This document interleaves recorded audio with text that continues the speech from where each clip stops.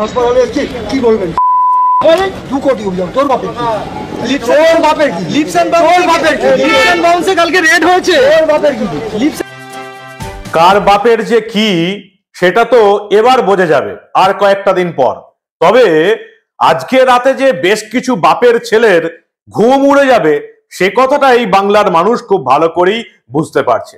5 মাস আগে যে কাজটা হওয়ার কথা ছিল আজকে সেই কাজটা সম্পন্ন হলো। কালীঘাটের কাকু, সেই বিখ্যাত কাকু ওরফে সুজয় কৃষ্ণ ভদ্রের সেই বিখ্যাত কণ্ঠস্বরের নমুনা আজকে পৌঁছে গেল সেন্ট্রাল ফরেন্সিক ল্যাবরেটরিতে। কণ্ঠস্বর বলতে এর আগে বাংলার মানুষ একজনের বিখ্যাত কণ্ঠস্বরকেই আলোচনার মধ্যে রাখত। মহালয়ার দিন ভোরবেলায় বীরেন্দ্র কৃষ্ণ ভদ্রের কণ্ঠস্বর। আর এবার এই বাংলায় চোর দুর্নীতিবাজদের বাংলায় এখন কণ্ঠস্বর বলতে একটা নামই উঠে আসে, কালীঘাটের কাকু সুজয় কৃষ্ণ ভদ্রের কণ্ঠস্বর। আর সেই সুজয় কৃষ্ণ ভদ্রের কণ্ঠস্বর এত বিরোধিতা করার পর, এত বাধা দেবার পরেও আজকে পৌঁছে গেল সেন্ট্রাল ফরেন্সিক ল্যাবরেটরিতে। কোন কোন বিখ্যাত লোকের নাম রয়েছে এই কালীঘাটের কাকুর ফোন লিস্টে, কোন কোন প্রভাবশালীর গলার স্বর পরীক্ষা করতে দিল ইডি আধিকারিকরা সেন্ট্রাল ফরেন্সিক ল্যাবরেটরিতে, কয়েকদিনের মধ্যেই পরীক্ষার রিপোর্ট আসবে। ঠিক কি কি হলো আজ সবটা শোনাবো। এই গুরুত্বপূর্ণ প্রতিবেদন শেষ অবধি দেখুন। আমি মানব, দা নিউজ বাংলায় আপনাদের স্বাগত জানাচ্ছি।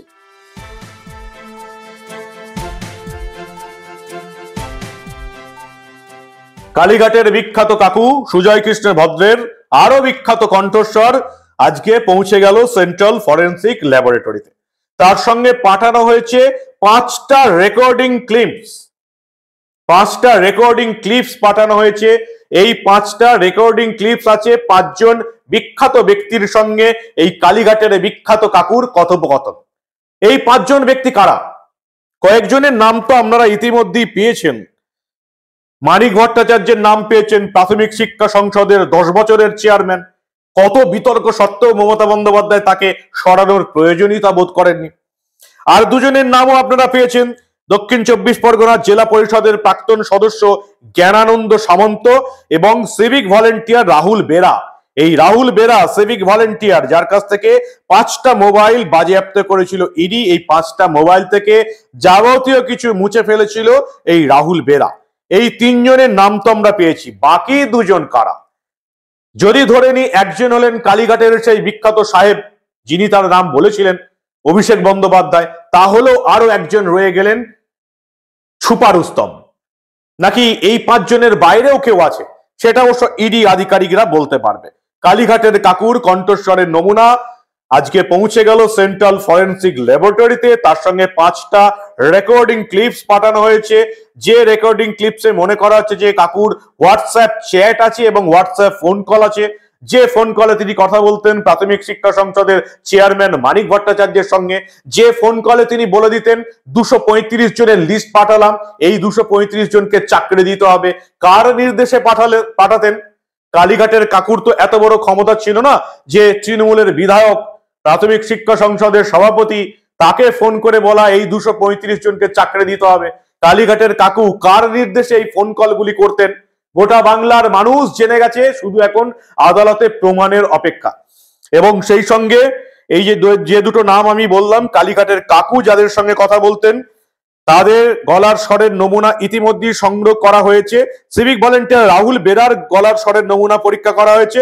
আর এই দক্ষিণ 24 পরগনা জেলা পরিষদের প্রাক্তন সদস্য জ্ঞানানন্দ সামন্তের ভয়েস টেস্ট আর কয়েকদিনের মধ্যেই করা হবে।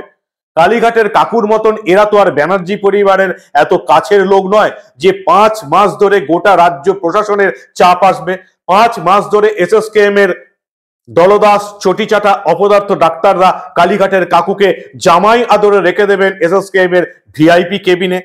জ্ঞানানন্দ সামন্ত এবং সিভিক ভলেন্টিয়ার রাহুল বেরার গলার স্বরের নমুনা নেওয়া হবে। রাহুল বেরার নেওয়া হয়েছে, জ্ঞানানন্দ সামন্তের গলার স্বরের নমুনা নেওয়া হবে এবং এই সমস্ত ভয়েস কল রেকর্ডিং এর সঙ্গে মেলানো হবে। যে ভয়েস কণ্ঠস্বর, বিখ্যাত কণ্ঠস্বর নেওয়া হয়েছে জোকা ইএসআই হাসপাতালে ডাক্তাররা নিয়েছেন, কালীঘাটের কাকু এবং তার সঙ্গে এই কল রেকর্ডিং মিলিয়ে দেখা হবে কোন কোন প্রভাবশালী সঙ্গে কালীঘাটের কাকুর কথা হতো, এটাই এখন বাংলার এই দুর্নীতিকাণ্ডের, শিক্ষক নিয়োগ দুর্নীতিকাণ্ডের সবচেয়ে বড় প্রশ্ন যে এই প্রভাবশালী কারা যারা কালীঘাটের কাকুর সঙ্গে কথা বলতেন, মানিক ভট্টাচার্যের সঙ্গে কথা বলতেন।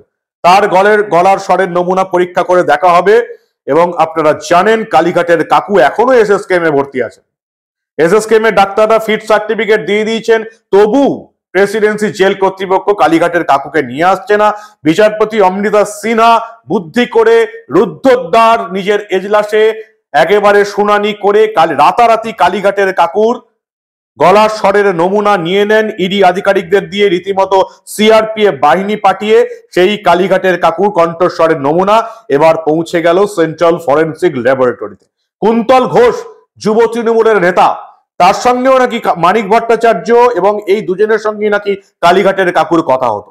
কুন্তল ঘোষ টাকা পয়সা সংক্রান্ত কথা হতো, কিভাবে টাকা পয়সা পৌঁছে দেওয়া হবে কালীঘাটের কাকুর কাছে, এমনটাই অভিযোগ উঠে এসছে ইডির তরফে।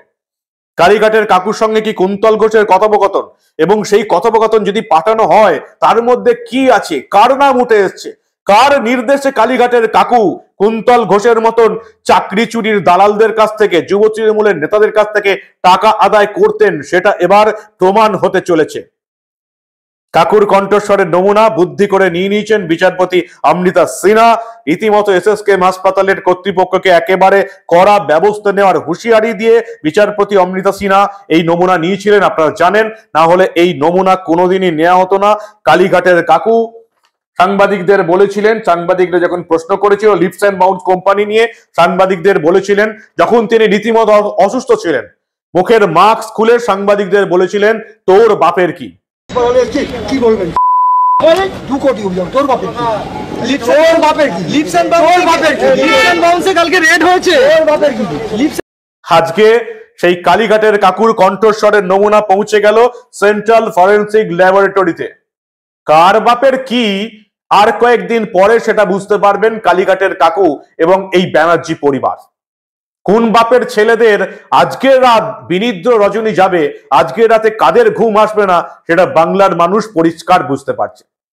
বীরেন্দ্র কৃষ্ণ ভদ্র এতদিন যার কণ্ঠস্বর একমাত্র এই বাংলার আলোচ্য বিষয় ছিল, বীরেন্দ্র কৃষ্ণ ভদ্রের কণ্ঠস্বর দিয়ে পিতৃপক্ষের অবসান হতো আর মাতৃপক্ষ বা দেবীপক্ষের সূচনা হতো।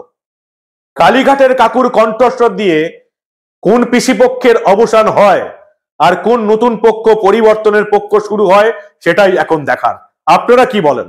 আপনাদের মূল্যবান এবং গুরুত্বপূর্ণ মতামত জানান দা নিউজ বাংলার কমেন্ট সেকশনে। আর দেখতে থাকুন দা নিউজ বাংলা। যদি এই প্রতিবেদন ভালো লাগে তাহলে অবশ্যই বন্ধুদের গ্রুপে শেয়ার করবেন, কারণ আমাদের নজরে থাকবে সবকিছু। কালীঘাটের কাকুর এই কণ্ঠস্বরের নমুনা পরীক্ষা, কোন কোন প্রভাবশালীদের নাম উঠে আসে, তাদের বিরুদ্ধে ইডি আধিকারিকরা কি ব্যবস্থা নেয়, আদালতে কি চার্জশিট জমা পড়ে, সবকিছু ঘটনা আমরা আপনাদের সামনে তুলে ধরবো, কারণ আমরা কোনো ঘটনাই চেপে রাখতে দেব না।